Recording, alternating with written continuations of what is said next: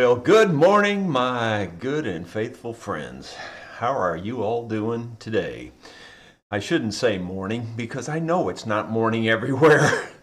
Hello, world is a better greeting, I guess. Yeah, it's been a long morning here. I woke up at 3 a.m.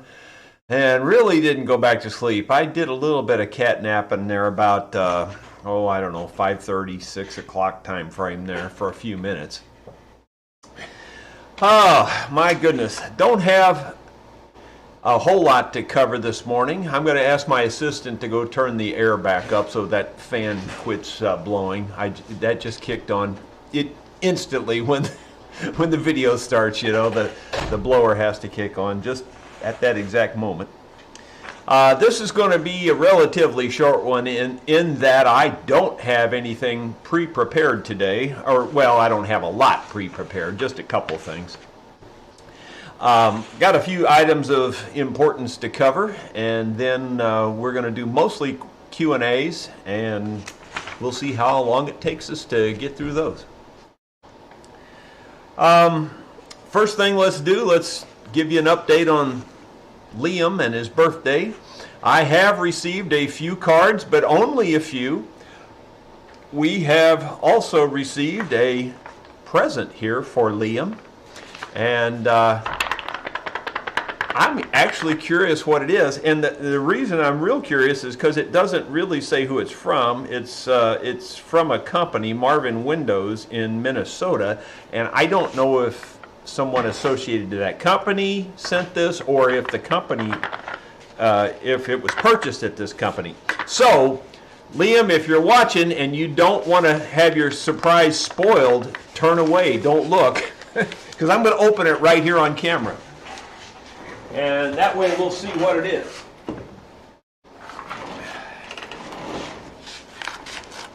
Because I have to make sure that it's safe to send to my buddy Liam.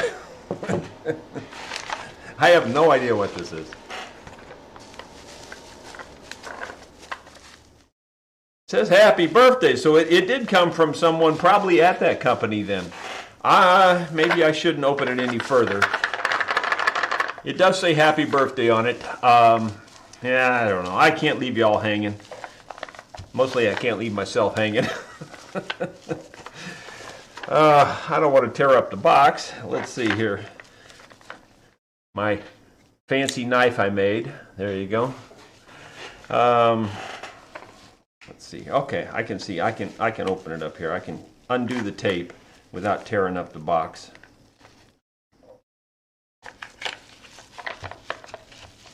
Oh my goodness. Oh my goodness. This looks pretty cool. So Liam, if you're watching and you don't want to have your surprise spoiled, turn away. Oh, cool. I'm not going to go any further now. Yeah, it's what I suspected it was by the sound of it. Well, I can't really tell you. Okay, Liam, if you don't want your surprise spoiled, close your ears. All right, his ears are closed if he doesn't want to know. This is a wood pencil set. It looks like wood. The wood in this pen is apple. It is called the Executive. It takes Parker ink filler. So it's a pen and pencil set apparently. I'm not going to open it up any further than that, but I just wanted to make sure I knew what I was sending my buddy. But yeah, so we've got the auto harp, which I think Liam's already seen last week, and we've got a few cards. I'm going to give you a little bit more time to send in your cards. If you do want to send cards to Liam, try to get them in the mail today or tomorrow at the latest, because by the end of next week I'm going to post everything to Liam. So try to get them in the mail today or tomorrow, and we'll get them on their way to Liam, and he'll have his 13th birthday September 4th. And he's my super fan, so we got to take care of him, While we were chatting this morning in the comments, we always have, and for those of you who are seeing this later in the day, we always start this 30 minutes before we actually go live, and we just talk in the comments. then we cut that off later in the day, so you don't see that like this evening. Later, you won't see that. But anyway, while we were talking this morning, someone asked about this again. And I was already going to cover this morning because I thought, I need to cover this every so often because this has been the most asked question for the last 2 years. I mean, the most asked question. It's like almost, well, it's not every day, but it's pretty often. It's what is this, and what where do you get it, and how much does it cost? And if you don't know what I'm holding up here, it's the taper gauge. It's actually a machinist taper gauge is what it is. It's used in machining, and you slide it into a slot to tell how big the slot is, how big the opening is. And it just happens to be the perfect size for checking the action at the 12th fret. Well, it's really good for checking it at the 1st fret too. I mean, there's nothing wrong with that. The only difference is that the 1st fret is that you're right down here on the very tip, because it starts at 10 thousandths and it goes all the way up to 150 thousandths. Well, 80, 90 thousandths is right here in the middle of the thing, and that's where you want to be on your setup on your 12th fret. And so, without further ado, what is it and where do you get it? Okay, the name, the brand is Insize, INSIZE, that's the brand name, Insize. And the model number is 4630. I'm going mostly by memory. That's really, really tiny letters there. Let me double check because all of a sudden it looks like 48. No, it is 46. It's really tiny numbers there. 4630-1E. 4630-1E. And it measures from 10 thousandths to 150 thousandths. If you divide that by any of those numbers by 40, you'll have approximately how many millimeters it is. So, there you go. So in other words, 80 thousandths would be about 2 millimeters, roughly. So, that's it. And where do I get it? I've been buying them off of eBay. I've bought, I think, 3 of them off of eBay myself. And I am responsible for selling dozens and dozens, if not hundreds of these things, because people are always emailing me saying, I just bought one. So, I should get a commission. I don't. I am not connected with this company in any way, shape, or form, just so you know. Okay, the next thing that I wanted to cover that is also not on my outline is that we're going back to Mountain View, Arkansas to just have some fun and do some jamming on October 14th through the 17th. And it's open to anybody who wants to come and stay there. If you don't know anything about Mountain View, Arkansas, it's just a music town, really. That's all it is. People play music out on the streets, on the corners, under awnings and buildings, on front porches, everywhere. So that's what we do. We're usually either at the pavilions where they have and I guess they're really called gazebos. They're pavilions, gazebos, whatever you want to call them, in the little park there that they have specially made for that. Or if we're not there, then we're usually on the front porch of the Wildflower Bed and Breakfast. So one of those two places, and both of those just happen to be on opposite ends of the courthouse square. So if you're on the courthouse square on this end and you kind of look over there, you'll see the pavilions. If you're on the other end, you look over, you'll see the front porch of the Wildflower. So we're at one of those two places most of the time. And again, that's October 14th through 17th. So come down and join in on the fun if you can, and bring your instrument and we'll do some jamming. The next thing that I had planned to talk about is the Delta guitar, and this is somewhat of a rant. Everybody and their brother jumped on me about that's not, made by a Martin executive. That's a Chinese knockoff junk piece of crud guitar, worth $500. No, I don't care what you say. That's not what this guitar was. This particular guitar was a very nicely made guitar from probably the 60s which predates the Delta cheapy knockoff guitars you're talking about from China. This probably, according to the customer, this was, a Martin executive that went off on his own and started building Martin guitars. All I can tell you absolutely for sure, I can tell quality when I see it in an instrument. This was quality in this instrument. I would also tell you for absolute certainty, this guy right here, or any one of you people right there, would not be able to tell it from a Martin guitar if it said Martin on the peghead. That's how much it looked like a Martin guitar. Guarantee you wouldn't be able to tell. And so therefore, it's a good price on it. He's asking $1,200 for it. If you're interested in that, check out the video again. It is not the cheapy thing that you're talking about from China. Guarantee you that for sure. It predates those. Okay, off that rant. Ramp? Kind of same thing, I guess. I went up a ramp and jumped off. Let's see. The next thing that I didn't have on my list that I've thought of to talk about too is we are in possession of a old player piano. I've got $800 in the thing, and it's really just taking up space in my house. We have a whole bunch of scrolls that go with it for player pianos, a whole bunch of them. I say a whole bunch, 20, 30. That's an approximate. I have no idea how many we have, but we have a bunch of them, and they're all in good shape. The player piano itself sort of kind of works, or at least it did 20 years ago. I haven't messed with it since, to be perfectly truthful. It's just been sitting there taking up space. If anybody would really like to have a player piano, contact me via email and we'll start discussion. And you'd have to come here and pick it up, obviously. I'm not going to deliver it. But we'd make you a good deal on it. Like I said, I've got $800 in it. I would love to get my $800 back, but I'm not even worried about that too much. They ought to be worth a lot of money because, it's a technology that you just don't find anymore. But on the other hand, it's kind of hard to get them worked on and all that stuff too, unless you're pretty handy. I am positive I could make this one work if I wanted to. I just don't have any desire to do that. And I don't have any time to do it either. So anyway, there is a player piano here. If anybody's interested, let me know.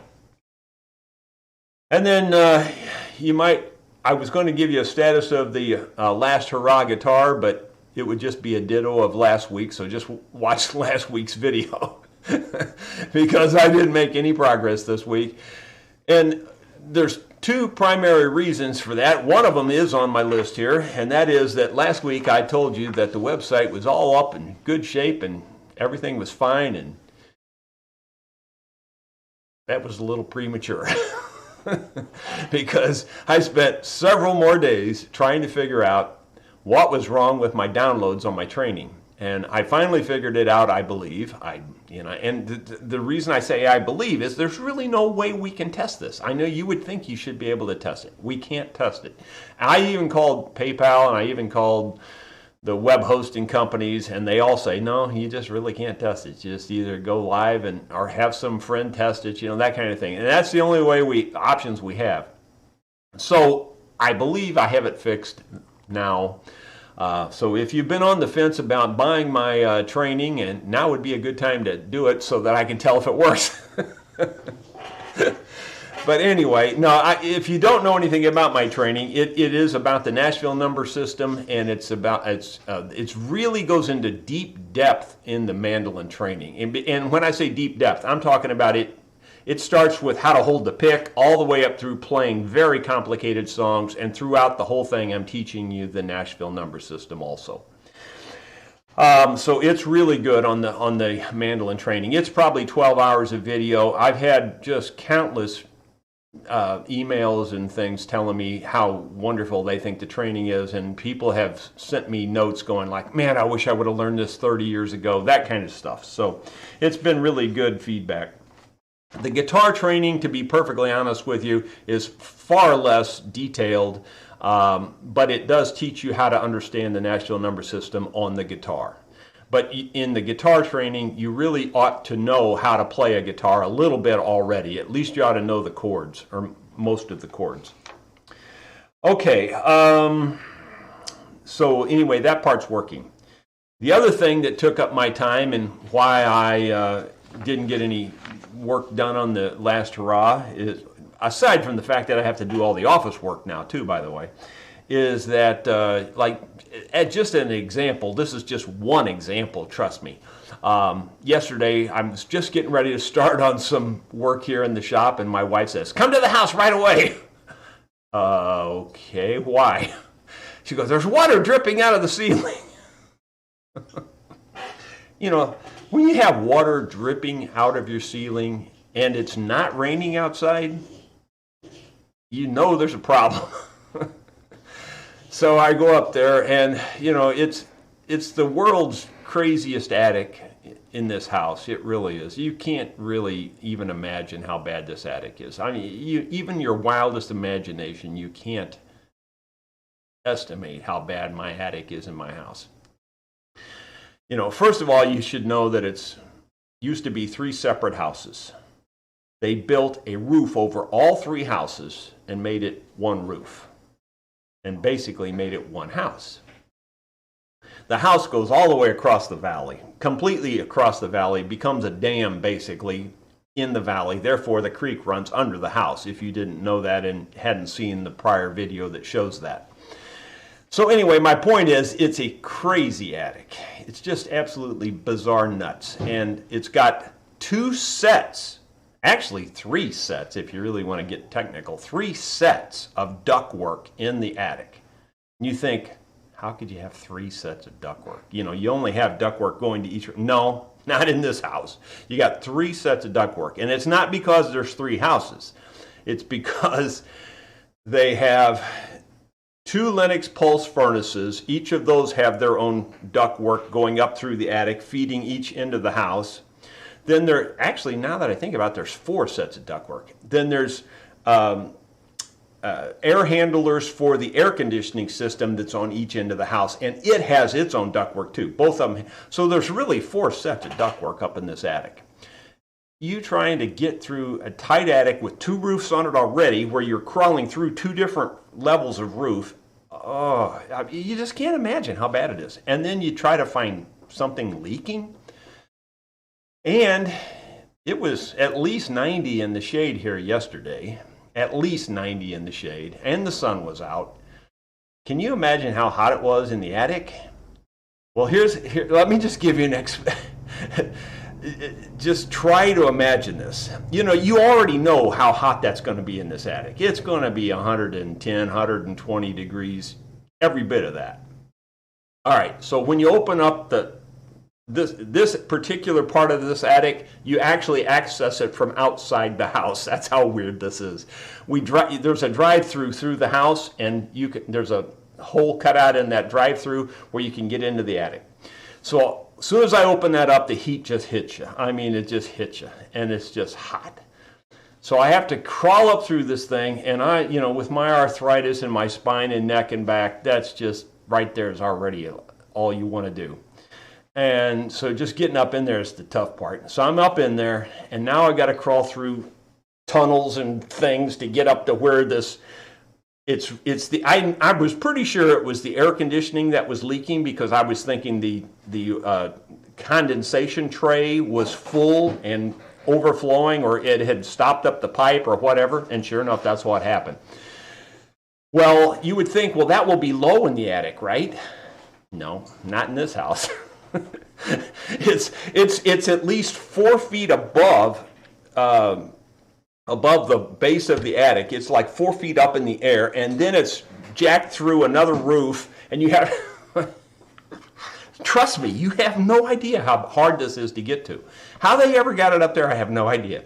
So I crawl up through this mess and get up there, and then I have to take the side panel off of this thing, and you know, I'm leaning on my back trying. And then by the time you get up that much higher, it's at least 15 to 20 degrees hotter than it was at the opening of the attic. I am not kidding. I'm not exaggerating at all. As a matter of fact, when I got done with that up there and got it fixed, I crawled down just 4 feet, and I'm still in the attic, and it felt like air conditioning. I am not kidding you. It felt like air conditioning. I felt like I could have sat there for another 2 hours. It was like cool compared to where I was at up there, and I'm still in the attic. When I got down out of the attic, and keep in mind it's 90 in the shade. I swear to you, it felt like a 60-degree cool fall morning. That's what it felt like. Whew, it really sucked. It was so bad, I can't even tell you. But anyway, I got her fixed, and so those are the kinds of things that take up my time around here. Oh my gosh, it's just crazy. Another side note that's not on here is, I thought you might find it interesting, is that I'm finally getting back around to building my recording studio in the house. In fact, I've always wanted to make a big media room in the log cabin part of the house. And some of you have seen the house tour video, and there's a log cabin part that we were just using for storage, nothing else, just a bunch of crud in there. Well, we've cleaned that all out, and we are rebuilding it now, and we're getting ready to build us a good recording studio in there and a full media with a gigantic screen, the whole bit. You know, it's going to have theater seating, the whole bit. I mean, I've just decided to just do it. I figure in 10 years I'll be dead, maggots will be crawling through my eyes. I might as well just do something I like and enjoy it while I'm here.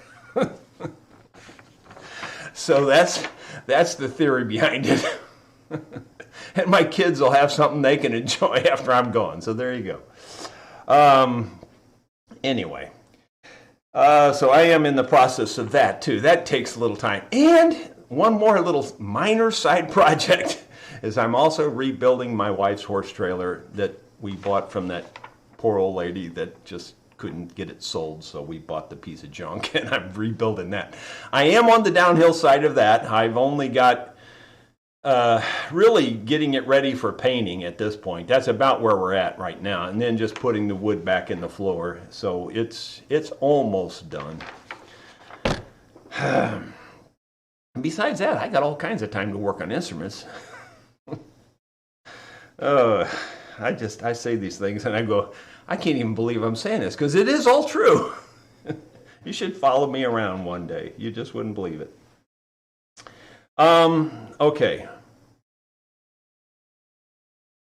I think that's it. I think I've covered everything. I'm looking here just to make sure I didn't forget something. Okay, I will just say one last thing, and it's just been kind of a rash lately of how many wonderful, and I mean like super wonderful emails, comments I've gotten. They're so nice and so wonderful that I can't even bring myself to read them here live. I'd start crying. I mean, they're that nice.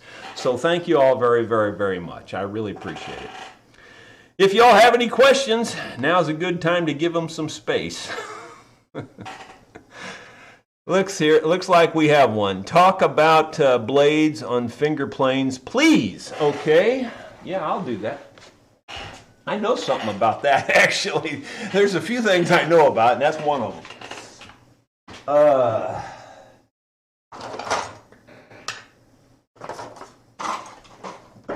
My only big problem is I can't find the one that I'll go ahead and just show you all my finger planes here. And if I can find that one other one, I'll show you it too. Now, here it is. Okay, well, first of all, here's all of the finger planes. This one is really not a finger plane so much.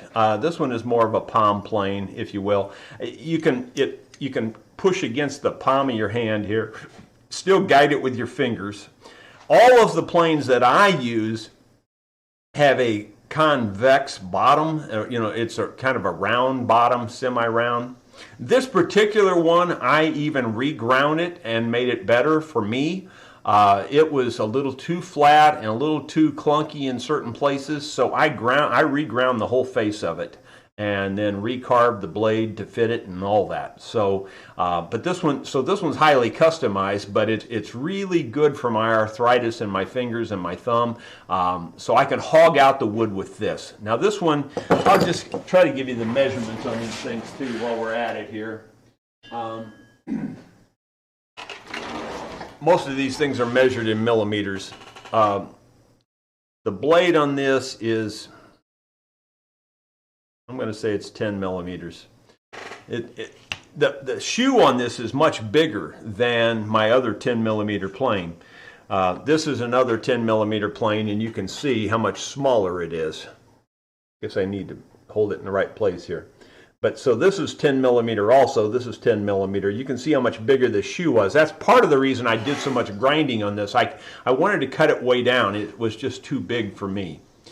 But anyway, that worked out really good. And 10 millimeters, in my opinion, is the best finger plane. And you would think, well, you want a bigger one so you can hog out more stuff. The problem is it's much harder to push.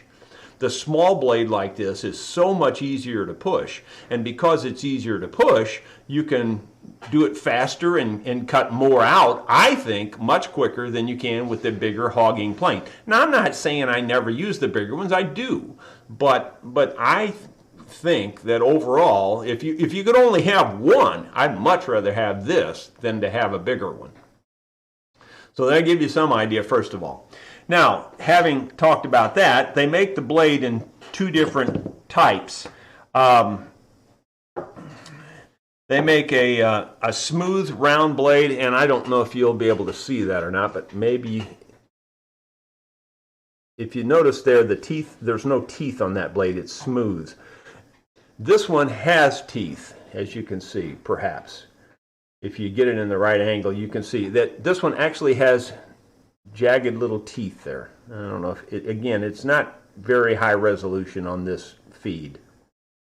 But anyway, you can tell that it has teeth because it has these lines going down through it. And the toothed blade is very, very, very handy for any kind of gnarly wood or really super hard wood or any kind of thing with knots in it or twisted grain, you know, like curly maple, bird's eye maple, anything that's irregular.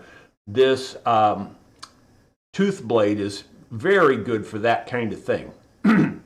The other thing that the tooth blade is really good for is smoothing out your work after you've done carving. So like, let's say you're carving a mandolin top or a violin top, whatever, and you've done as good as you can do with your finger plane. Well, then you change the blade out to the toothed blade, and you make it with a light cut, and you just kind of go over crisscross. You can. That's the other thing about the tooth blade is you can go in any direction pretty much.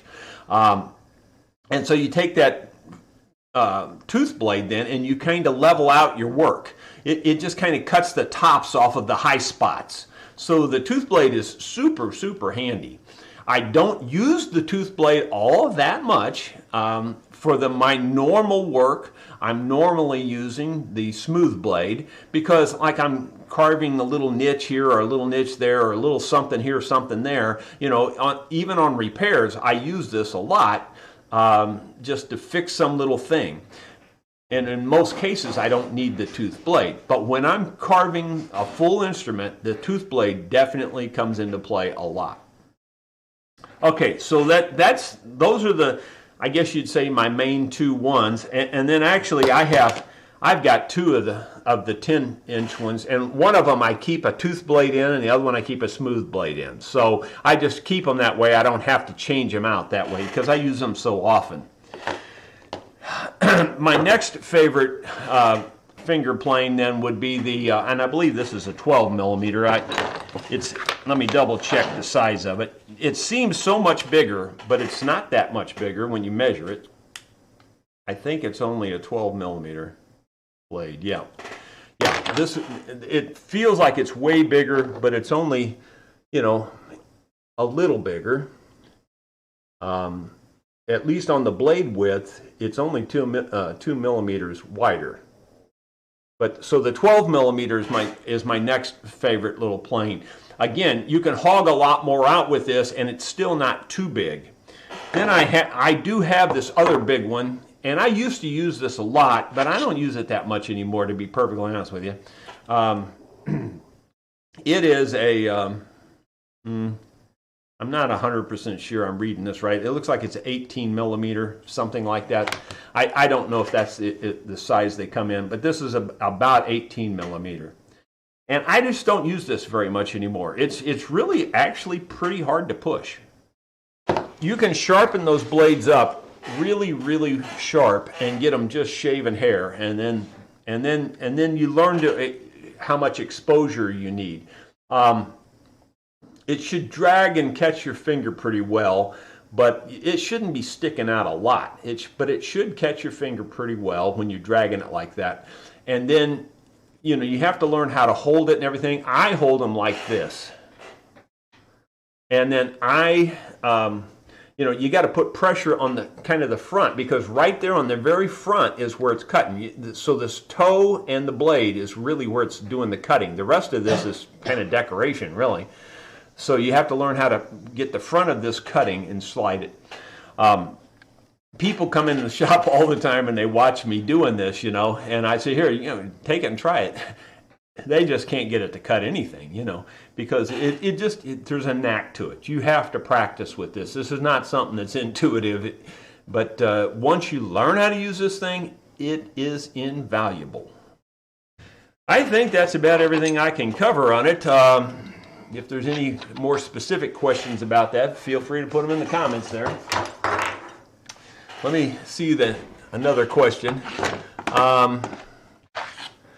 Okay, there looks like a bunch of them have scrolled up the screen, so I'm going to go back a little bit. Okay, there. I'm going to scroll through here. Could you cover humidity with the high in the humidity thing too much? I really am about the way it changes your instrument. Don't get me wrong. It definitely does that. There's no question. But my point is, don't humidify your instrument. Just keep them in a place where you're comfortable. If your house is air conditioned, you should be fine. If your shop is air conditioned, you should be fine. If you're not, then yeah, you may have some issues. And the reason I say that is because the wood will suck in moisture just like a sponge, and you won't realize it, but your wood will be swelled up, even sitting on the shelf if you're not air conditioned. And when it swells up like that, and you build something out of it, it's going to shrink again, and you're going to have a problem if you build something with wood that's got too much moisture in it. That's why when they build instruments, on instruments specifically, they take them down to about 6%, 6 to 8% moisture content. When you're building furniture, it's more like 8 to 10% or somewhere in there, or maybe even 12%. Big difference. So, you really, and that's why you can't hardly dry an instrument out. You just can't. I mean, people think you can, but you just can't. It was a big marketing gimmick. It's all hype. I'm telling you, black and white for sure. You don't need to humidify your instrument unless you are under extreme conditions. And there are those kinds of conditions in the world. But if you're in those extreme conditions, you need to humidify your instrument. But otherwise, no, not so much. Just keep them in a comfortable place. Yeah, everybody's got an opinion on it. You just heard mine. So there you go. Any tips for starting out running a business, doing repairs, Jerry? Doesn't have to be guitar specific. Yeah, well, yeah, here's my first tip. You better be customer minded. That's what I'd say. Of all the tips that I could give you, I mean, like seriously, you really need to be customer oriented. You won't be in business long if you're not. And then the second part of that is, you could just say, oh, you're just biased or prejudiced. I'm not. You will learn if you do this, that music instrument customers are the most picky people in the world. And I mean, they really are. I mean, they are just crazy picky. It's like you're working on their child, it really is. It'd be the same concern if you were doing brain surgery on their child, how concerned you'd be with the surgeon. That's exactly how concerned people are when you're doing this type of work. And you should know that before you get into this type of work. And can you handle that pressure? And can you be that customer oriented and that customer minded and try to really, really, really satisfy our customer. And that's what you have to do if you want to be successful at this. Do I do it every single time? I wish I could say yes. I try really, really hard. And if I don't feel I've done it, then I try not to, charge the customer. I don't want to penalize them if they're not happy. I try to make everybody happy. You can't do it, but I try, And so if I was giving you any tip at all about starting out an instrument repair business, you better keep that in mind. That's the biggest thing you're going to run into. And I'm not kidding you. And I can't overemphasize that. I really cannot overemphasize it. I think Caleb is starting to see that here because we've had a few here that have just not been satisfied. And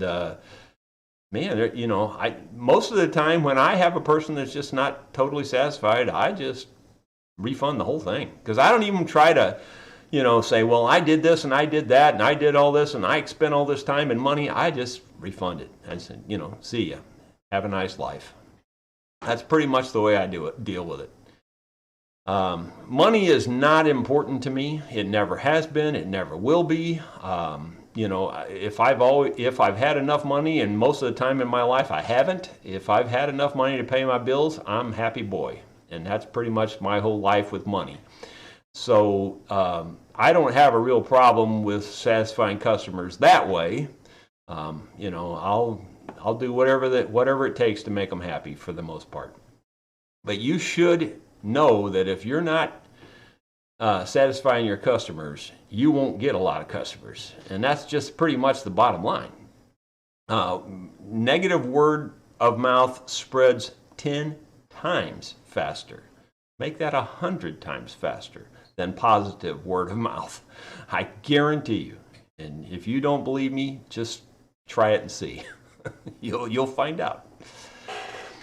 What is the oil you use on fretboards? Yes, well, for years and years, and we still do, we use boiled linseed oil. That was for years and years. Recently, over the last 2 years, we've been using, and it's not here. Yeah, here it is. We've been using this Be Good oil, and we like it really well. We think it's good stuff. It's covered really well in the next video. Oh, Caleb says in the very next video that we're going to be putting out, this will be covered in more detail. But it's called Be Good oil. It comes from, well, the company we've been buying it from, I'm trying to remember now. It's got it right here somewhere. Klingspors, KLINGSPOR' Woodworking Shop. Klingspors Woodworking Shop. I'm not affiliated with them either. But I do like this stuff. I think it's very good. This is basically food safe stuff also. And it's beeswax included. But if you can't get this, or if it's too expensive for your blood, because they don't give this away, boiled linseed oil is very, very, very good. And in fact, I still think boiled linseed oil is superior in some ways. For instance, especially if you're trying to touch up an old finish, like on an old violin or something like that. Wipe it down with the boiled linseed oil, and then after you wipe it down, dry it as dry as you can get it. After that, you will be amazed how much better it makes it look. Okay, the next thing, do you carry insurance that will cover someone's instrument in case they get damaged? Yeah, I do have some insurance, Bill, but honestly, I'm not over-insured, I can tell you that. You got to be careful with insurance and those kinds of things, and I am definitely not over-insured. I probably should have more than I do, but I don't. Do you think that using solid bent linings are an advantage over using notch kerfing in instruments? I've used both, and I like both, and I can't think of much difference in terms of sound or anything. I don't really have a big opinion on that. guitars, because they're so big, I definitely typically use the kerf lining. On mandolins, I mostly use kerf lining, but I have built a number of mandolins with solid lining also. I don't really have that much of an opinion on it, to be honest. The kerf lining is a kind of a pain to make, you know, I'll be honest there. I mean, I showed you that my little jig I use on my bandsaw, how I run it in there and cut it, but I think the kerf lining is probably a little bit easier to install in most cases because it's easier to bend, you know. But other than that, I don't really have a big advantage or disadvantage, but the kerf is much easier to bend.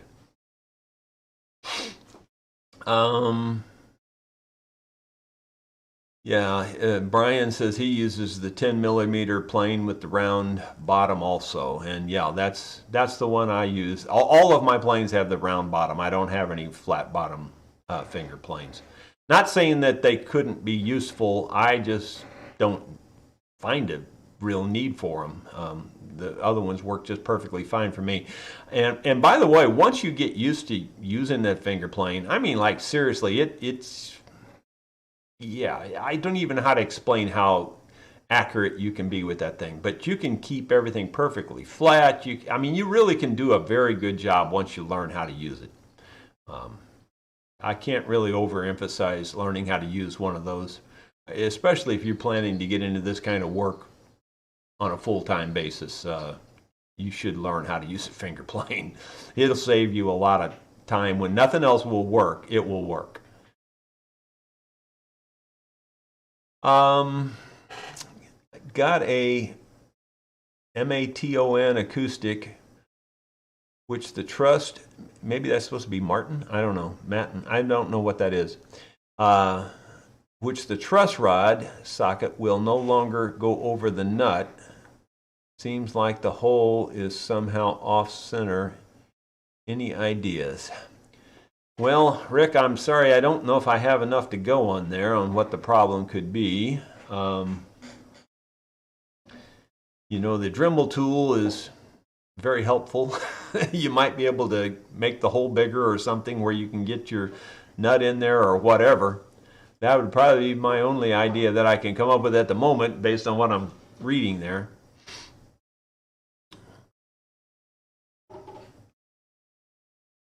Suggestions of alternative woods for violin, fiddleback, and sides. Yeah, you know, I have talked about this before. Is that Esther, or I guess that's the name, Esther? I think he's the fellow from Paris. Or maybe that's a lady. I'm not sure. You know, I apologize one way or the other there if I'm wrong. I'm wrong on both counts, I'm sure. Anyway, you know, the other thing is that he's got a question mark there, and I believe he's probably put that in red. I'm colorblind, so I couldn't tell that. I almost overlooked it because I didn't really notice it. I almost went past it. Believe it or not, I know it sounds stupid, but I almost did. But anyway, yeah, about alternative woods for violins and things like that. Beside maple, I don't know if you can get it where you are, but I really like the sycamore that I use here. And these are sycamore that we cut right here in Missouri. Sycamore is very, very good in terms of sound production. And the other added benefit is it's got a really cool grain pattern when you quarter saw it. So it's not plain, you know, it's not like sawing a plain maple. You know, obviously you can get figured maple, but I mean, you can also just get plain maple. But it's not like a plain maple or anything. It's definitely got figure to it. So, and pretty much all sycamore has the figure when you quarter saw it, which is pretty cool, where you don't have to be selective and find a specific tree, you know, that's going to have figure. Pretty much all sycamore has figure. The negative of sycamore, and it's a huge negative, is that it's incredibly hard to dry. It's probably the hardest wood on the planet to dry. It just twists and cups and bows, and you know, so you have to. you have to be aware of that and make your piece much bigger than you need. You know, like say you need a piece this thick, well, you ought to make it this thick and dry it, and then you can plane out what you need, you know, because it's going to twist and cup and bow. It's just really crazy stuff. Once you get it dry, it's very stable, but got to get it dry, and that drying that stuff is really hard. But it's very, very good acoustically. It really vibrates well, sends a lot of sound out there. So that would be my best recommendation besides maple. And the point of that is that it's so similar to the look of maple otherwise. And the density and all of that, it's very similar to maple. But in my opinion, it's much more resonant than maple is. So it's a better choice in my opinion. Now, you know, I'm sure Stradivari probably didn't have Missouri sycamore, you know, where he was, or he would have probably been using it. I just almost bet on it, because the man always used the best stuff he could find, and in my opinion, he would have been using sycamore. Any luck in finding a finish that fills the pores on Padauk yet? No, I haven't, Blaine. I wish I could say I have. Shoot, man. Yeah, don't even get me started on that one. I don't want to go on that rant. Just not having any luck with that pore filling thing. Yeah, and I know there are things out there that work, but you got to remember that just because it works doesn't mean you want to put it on your instrument, you know? I mean, like, you can fill it with fiberglass, you know, no problem. But do you want a fiberglass finish? Some instruments have that. I've taken apart Washburn mandolins and replaced the top on a Washburn mandolin, and I absolutely 100% guarantee you it was a fiberglass finish. And the reason, I mean, you can't mistake that smell. When you start cutting into fiberglass, there's nothing that smells like fiberglass except fiberglass. And anyway, there you go. So, you know, you got to be careful about what you fill your pores with. What's it do to your sound? It just kills your sound, you know, certain things. Okay, I'm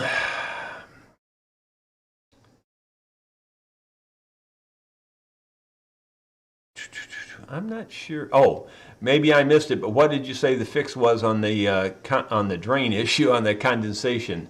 Yeah, well, I maybe didn't exactly say what it was, but I did say I fixed it. But the fix was it just got clogged up with creeping crud and rust, and, you know, I don't know, almost like a mildew kind of, you know, how stuff forms in stagnant water sitting up in the attic like that. And anyway, it was, you know, more in hindsight, if I'd have just put on my thinking cap, I would have just taken the air hose and went outside to where it drains outside and just blew back up through there. And the next time I will. But I'm actually glad I went up in there and cleaned it out anyway, because there was just a lot of stuff that had built up around the entrance of the drain hole. So I cleaned all that out. You know, it'll probably be good for another 20 years, because we've been in the house since '98. So what is that, 23 years, something like that? Anyway, and this is the first time it's been a problem. So it's probably good for another 23 years, and more than likely I won't have to deal with it. But the next time I'm going to just take an air hose and blow back through there, probably. And I should have done that this time, but I just, you know, hindsight's 20/20. Okay. How's Emery doing in the office? Well, you know, she's catching on. She produced one video. Two videos? Mm-hmm. Did one before Dan's. I'm listening to Caleb. He says she produced 2 videos. I think it's 2. She did one before Dan's, and then she just did Dan and Lipsy's. I thought she only did Dan's. I think she did one before. You helped her a lot with one before. Well, anyway, she likes the video part of it. She's trying to learn the other part too. You would really be amazed how complicated the bookkeeping is for this business. You really would be amazed. Of course, maybe it's just the way I do it, but I keep everything in an accounting program, and everything is accounted for, and inventory and the whole bit. So it's very organized. And, you know, when I have to do my taxes at the end of the year, it pretty much I can just run a few reports and do my taxes, which makes it a lot easier at the end of the year, trust me. Otherwise, it would just be a guessing match, and you wouldn't know whether or not you were getting all your deductions and all that stuff. So she's having a real fun time learning all that, I think. But otherwise, she's doing well, and I think she's going to be doing fine with it. Her biggest problem, to be honest, is she's kind of like me. She got too many irons in the fire. My son is big into the horse thing. As a matter of fact, they left yesterday to go down to, well, I don't even know where they went this time. It wasn't Ava, Missouri. But Ava, Missouri is like the capital of the Foxtrotter Horse Breed Association. And they have their world championships there and everything. And anyway, my son's, moving up in that organization quite a bit. And they, they hired him to judge one of their bigger shows this weekend, and I don't know where they went for that, but so she left, and she's been gone the last 2 days, so she hasn't helped me at all. So, yeah, it's just one of those deals. Did I ever say it's just not easy being me? By the way, I did want to mention this on this shirt. That's the reason I wore this shirt. This particular shirt is in stock. As a matter of fact, all of my shirts are in stock except this one in a large. I do not have any large in this shirt. I have every other size in this shirt, but just no larges, just so you know. And of course, that's what you're going to go, oh, darn, that's the one I was going to order in large. I don't have this one in large. I have everything else in all the sizes, and including this one here, I have in all the other sizes. I just don't have it in large. Just so you know. And right now I don't know if we will get them. I mean, they've been looking for them all over the country and can't find them. So there you go. Why they picked large on this material, I don't know to be a problem, but they did.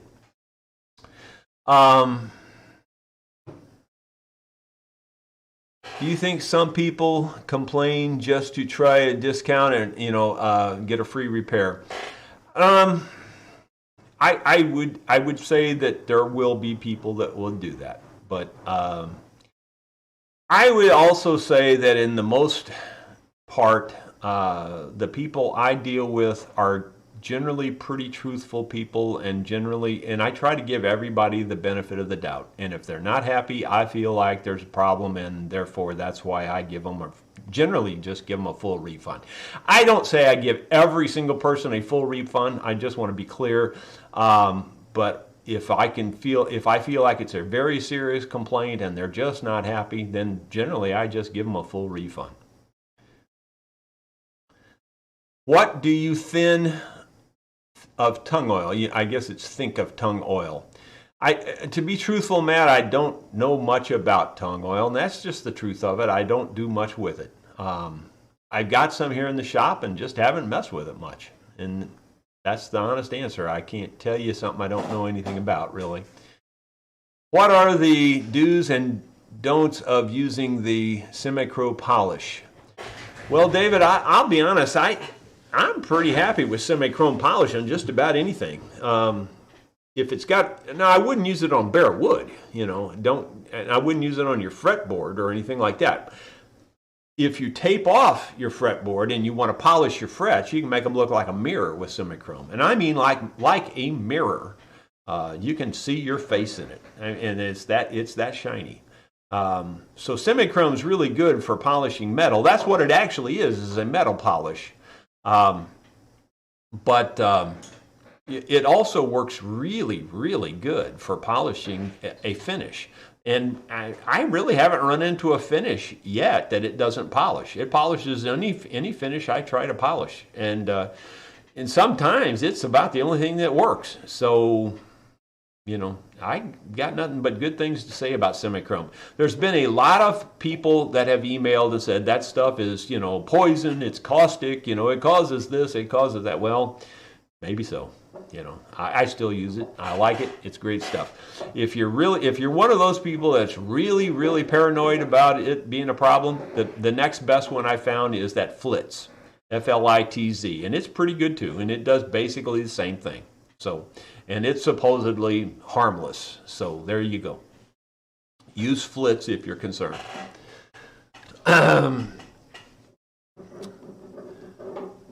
Do you think some people come... Oh, I'm sorry, I read that one.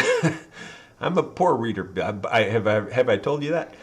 Do you have a journeyman's letter in luthier? Do I have a journeyman's letter? Yeah, no. The reason I don't know is because I don't even know what that is. Is there such a thing? No, I don't know. I told you how I started. I bought the book and read it. I bought that Semenoff. Now I got my semichrome on my mind when I'm trying to say Semenoff. I bought Roger Semenoff's book on how to build an F5 mandolin. I read it cover to cover 8 times, built my first F-style mandolin, and it just all went crazy from there. And that's the truth of it. That's how I did what I do. I know nothing about any formal training in any of this. As I've said a gazillion times, I'm only showing you what I do. You can you can disagree and you can do it a different way, and I'm just happy for you, I'm not saying what I do is the way you should do it. It's just the way I do it. And that's just as black and white and simple as it gets. Tanya says, can you remove Taylor Expression 1 system and replace with LR bags? And the answer is someone will have to tell you that. I don't know, but I would assume you can do anything. I think it leaves holes in the side. Caleb is saying he thinks you're going to have holes in the side. I'm not an electronics expert on instruments. Actually, I feel like I am an electronics expert pretty much, but just not on instruments. If you want to know how to wire a pool heater up, I can help you with that, or if you want to know how to wire your furnace, I can help you with that, but, or wire a light bulb, but not so much on instruments. I've never been into the electric instruments much. Done some work on them, I feel like I can get it done. I'm just not the expert in that area. Can you please demonstrate some of your guitar molds, styles, designs, pros and cons? I'm soon to start my first build and haven't decided on my mold yet. Whew. Well, that's a pretty big one. For the most part now, I only use just one mold. I just use my outside mold. And when I say outside, you put the side inside the mold. In other words, the mold goes around the outside of the instrument. That's pretty much the only mold I use. I made it out of MDF, multiple layers of MDF, glued it all together like a big square, big thick thing, and then just sawed it with my bandsaw and sawed the shape of the guitar out. And then, sanded it smooth and all that kind of stuff. So really, I don't have a whole lot in the way of molds. If you're talking about bending molds, I don't use those anymore. I use my bending iron, and there is a link to all of that information on my website. There's a tab at the top of my website that talks about my bending iron and that sort of thing. But so I don't really use a lot of guitar molds anymore. I just use that one outside mold to keep the shape of the sides until I get the back and top glued on. That's really all I use it for. And it's really nothing super special. You could build one from any set of plans. If you had a set of plans, all you really need is that outline. What is the outline body shape? Glue a bunch of MDF together, cut out that body shape, bingo, you got a mold. That's pretty much as simple as it is. And, I don't mean to sound light on it because it's a lot of work to build the darn thing, but that's all I use. So I don't really have a lot to demonstrate there, unfortunately. Thanks for the answer. Mayton is an Australian guitar company, by the way. Okay. Well, I hope I answered that well. I don't even remember what that question was now. Sorry. That's how fast it goes through, boys. It's just like there's a big hole right here. It goes right straight through. Shine a light right through, I guarantee you.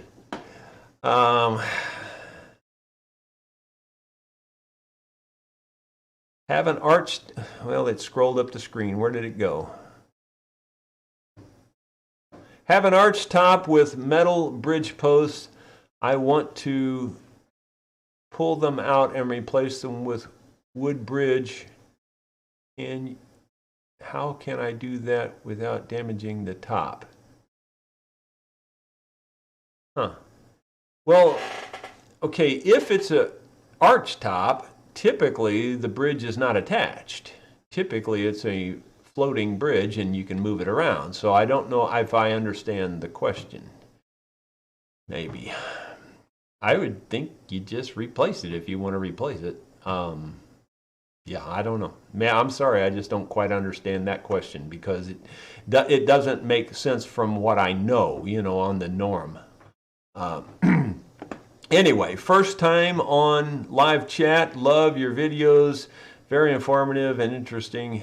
How did you become a luthier? Well, I think I just covered that a moment ago, Gary. I said I bought that Seminoff book, read it cover to cover 8 times while I was in a van pool, by the way. That's why I read it. I just read it going back and forth to work. And I seriously, when I say I read it 8 times, I mean I read it 8 times. Because I really wanted to understand it and understand every part of it before I started building it. It was that important to me. And really from there, it was just like the next thing was, oh, you built that? Well, I got this, break in my neck here. Can you fix that? Or, I've got this and, could you fix that? Or could you build me a guitar?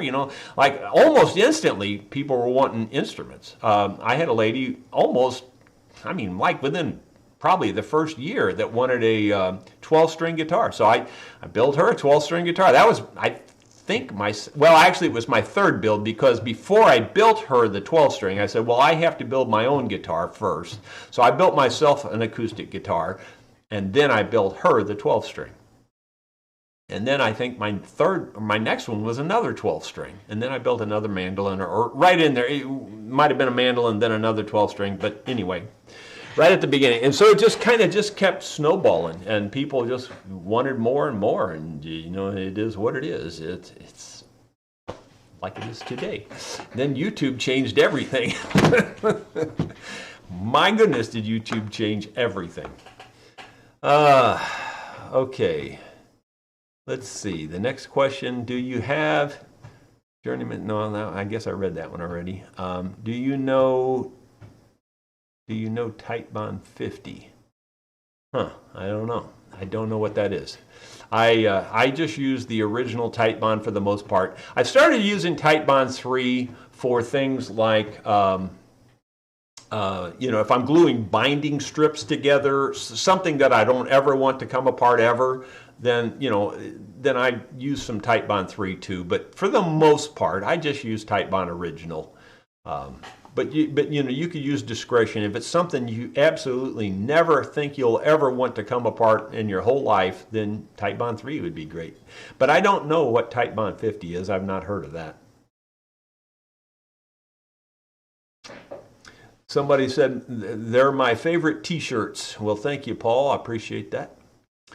As a matter of fact, I've heard that comment from a lot of people. As a matter of fact, a number of folks from really all over the world have said, wow, it's my favorite t-shirt now. I wear it all the time. It's really a different material. It's very soft. It feels really good. Let's see. I scrolled up the screen a bunch really fast again. Trying to find them again, sorry. Could you show the best position for strap buttons on a guitar? Well, yeah, I can, but if you ask 10 people, you might get 10 answers. But I'll show you what I think and why I think so. In fact, here's a good example because I don't like this one. If this is your guitar, I'm sorry, but I don't like your strap button. Obviously this one's going to be where it is. You can't do much about that one. But this one up here, first let me just say, don't ever tie a string on up here and call it a strap. It's just don't do it. It's not the place to put your strap. In a pinch, okay, fine. But don't do it as a norm, or as a permanent fix. One of the main reasons is it puts just that much extra stress right here at this joint right here, because you're pulling from right here. It's like a huge lever, and you know you're stressing your joint right here on your neck. So there's no reason to. Plus, it's in your way. It's a pain in the neck. So just get rid of that. Put your strap button down here. But I don't like them here. I definitely, well, this is better. This is better than putting it here. Like some people put them right here. Absolutely the worst place you can put a strap button in the whole world. You couldn't, if you sat up nights thinking about where would be the dumbest place to put a strap button, this is it right here. Do not put your strap button here. And the reason is, when you say why, well, the reason is because if the guitar leans forward, it just pulls it right off. It just pulls it right off instantly. Your guitar is going to hit the ground. I've had them in the shop here many times that have done that because the strap was hooked right here. So never put your strap right there on the heel of your guitar. This is my second least favorite place, but this is nowhere near as bad as this. I don't like this that much. It's better though. At least you're in the right ballpark because this hangs here. See now, you can if you had your strap on here, you're hanging the guitar, and that's a good thing. But it's even better. Now it doesn't look as good. I'll admit this looks better, but it's even better if you put your strap button at an angle, pointed down toward the ground at like a 45, like that. If you were holding this here, in other words, my finger angle there is approximately the right angle to put your strap button on. And the reason is because now your strap wraps around there, hangs onto it, and it's actually wrapped around the heel of your neck. And the button then would be coming through my fingers right there. And that's really secure because it's wrapping around the heel of the neck. It's got the button on there, and you can't fall forward. It's just perfect. It's absolutely the best place to put it. Granted, it don't look as good, but it's out of the way, and it works really, really well. It's a very safe place to put a strap button. It's where I put all my strap buttons. And if a customer asked me to put one here, I'd say, no, I'll let you do that. I won't do it. I won't put one there. I just won't put one there. Here is, like I said, the second best place, but this is by far the best place. Hope that makes sense to you. By the way, if that's your Guild guitar, it's done. I'm just going to do my final review on it here this morning, hopefully. Actually, I was going to do the final review on that yesterday when my wife called and said, come up to the house right now. I actually had it in my hand. I was doing the final review on it, but yeah, so much for that. Okay, let me see here. How many more did I lose? And we're past our time, aren't we? Yeah. Boy, time flies fast. You guys, I like spending time with you because time really goes by in a hurry. The next time I really hurt myself really bad, could we all talk live so time will pass really quick? Man, there's a ton of questions left here, but I'm going to take one more, and we're past our time already. I'll take one more, and then we'll call it good. How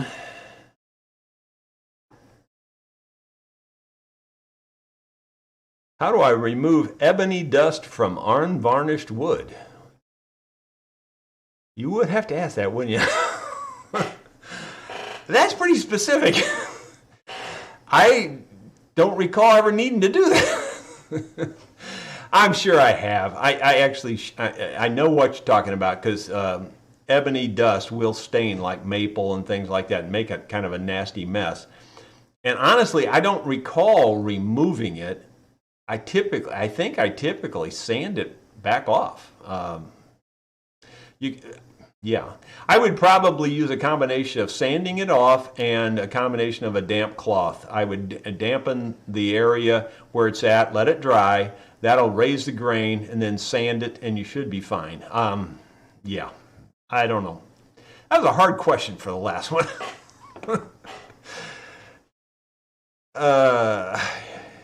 Anybody else have a question I can answer?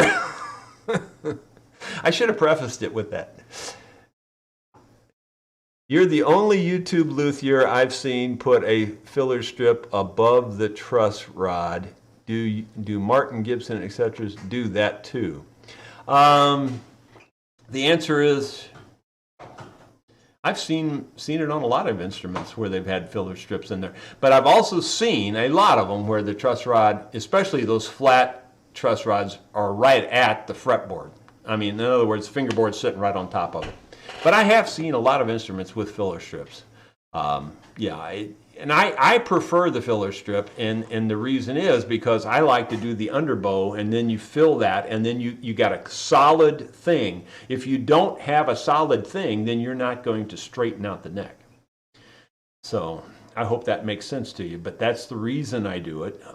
If you're using a different type of truss rod, you wouldn't necessarily have to do it that way. You wouldn't necessarily have to use a filler strip. And I have used other truss rods where I didn't use a filler strip. Like I have used the square, non-adjustable Martin truss rod, and those are not my favorite, and I don't use them anymore. So, I prefer the kind of truss rod you've seen me make in the shop. Those seem to work great. If it's not broke, don't fix it. To me, all this new technology with the double action things, all I see is problems with those. And I'm not exaggerating.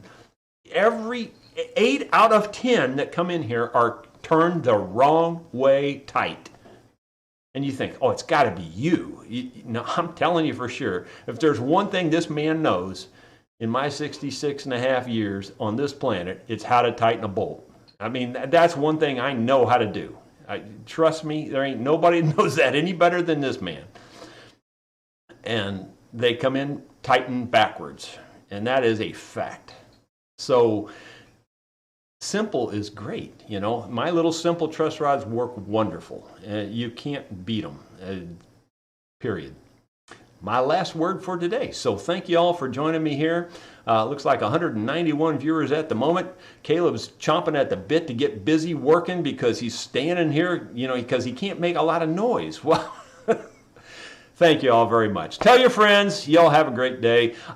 Next week is tentative on whether we'll even have a shop talk now that I think about it, because I may be leaving for a vacation. Probably I'll leave after I do the shop talk next Friday, actually. So we'll probably have one next Friday, but if we don't, you'll know why.